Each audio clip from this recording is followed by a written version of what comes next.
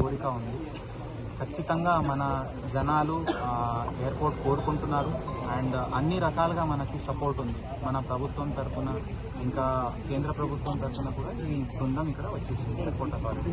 So ఇప్పుడు ఈ దశలో ఏం చూస్తున్నారంటే, ఈ స్థలం మనం ఏదైతే చూపిస్తున్నామో దాంట్లో గుట్టలు ఉన్నాయా, రాళ్ళు రప్పలు ఉన్నాయా, అది ఒక ప్రీ ఫిజిబిలిటీ అంటారు దానికి. అంటే ముందు ఒక ప్రైమా ఫేసింగ్ ఫస్ట్ నజర్లో చూస్తే ఇది సాధ్యం అవుతుందా అది చూడడానికి టీం మనకి వచ్చింది.